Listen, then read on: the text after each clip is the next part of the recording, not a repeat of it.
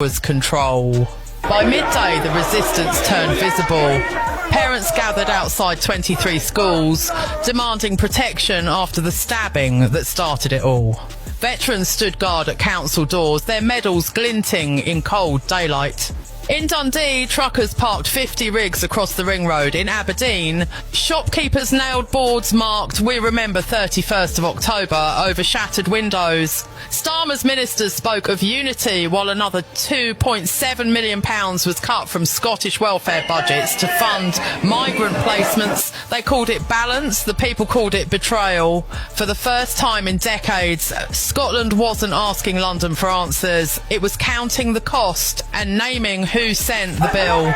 Morning came with silence, but not peace. London began to control the story. News anchors were told to remain calm. The word riot vanished from headlines. Police checkpoints appeared on every Scottish highway. Buses were stopped, phones inspected. The Home Office called it precaution, the people called it fear. South of the border, BBC presenters read the same script. In Glasgow, one refused. Her broadcast cut mid-sentence. That silence spoke louder than any report. At 10 a.m, Starmer met Police Scotland behind closed doors. 2 more hotels were approved for asylum housing in Perth and Inverness. No notice, no vote. He thought control was strength, but silence can be louder than power. By noon, workers walked off sites. Students left classrooms. No slogans, no shouts. Only stares. And in those eyes, something had shifted. It was no longer rage, it was refusal. In Glasgow, the barricades rose higher, every station guarded, every bridge manned. The government said it was for public safety, but no one believed it anymore. At 1 o'clock, a mother in Dundee stood on her doorstep holding a sign that read, "Protect our children." By evening, hundreds of windows carried the same words. At 5:30, veterans marched again through George Square. No chants, just footsteps, old men with medals, young men with dust on their boots. The government called them extremists, they called themselves fathers. When police moved in to clear the crowd, one officer stepped aside and whispered, "Not today." The clip was deleted but spread everywhere. 40 million views, 40 million people remembering what loyalty means. London ruled by fear, but fear had changed size. At dawn, Scotland woke to headlines written in London. Order restored. Communities united. But outside, everyone knew it was a lie. Shops stayed shut, flags hung at half-mast, bus stops carried a new poster. We serve the people. The message spread faster than any law. Farmers joined factory workers. Church bells rang for the first time in weeks. Not for mourning, but for memory. In Aberdeen, 3,000 dock workers refused to unload government cargo. If London can't feed our families, they said, it won't feed itself. That night, a Hollywood reporter published numbers the BBC had buried. £9.4 million cut in 3 days for emergency asylum housing.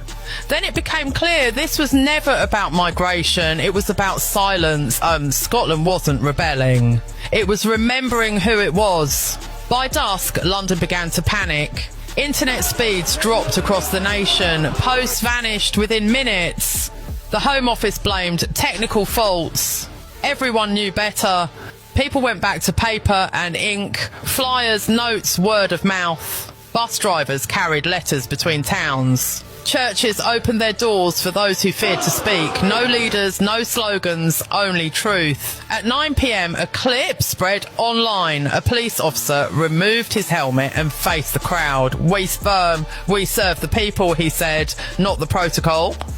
The video was deleted, but it was too late. 50 million views, 50 million hearts awake. Scotland had run out of patience. London had run out of control. The next morning, the markets opened in chaos. The pound fell 6%. Energy stocks crashed. European investors froze their trades. Inside Parliament, Starmer called an emergency session. Half the seats were empty. The rest sat silent. At 2 o'clock, an advisor whispered, "Prime Minister, Scotland is gone." He meant politically. It sounded like a eulogy. Outside Westminster, hundreds stood in the rain. No chants, no banners, just folded flags held to their chests. One voice shouted, "We are Britain, not your border." No one stopped him. That night, reports showed hundreds of civil servants in Edinburgh, Aberdeen and Perth had resigned. They weren't protesting. They were leaving. For the first time, London didn't face rebellion. It faced abandonment. Dawn came soft and wet.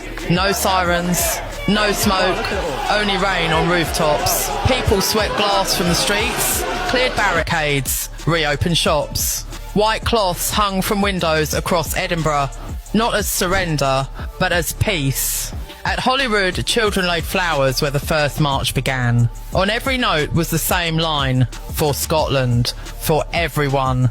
By noon, the Union flag hung still at half-mast. No speeches, no anthem, only silence, heavy and human. London watched. It could not censor that. What began with one attack had become a lesson. Unity without respect is domination. The nation stood between forgiveness and fury. And for the first time in generations, truth did not need to shout. It had come home. This is Brit Alert News. If you stand for truth, subscribe, because this story isn't ending, it's beginning. Thank you for watching. Stay thoughtful, stay aware, and take care of one another.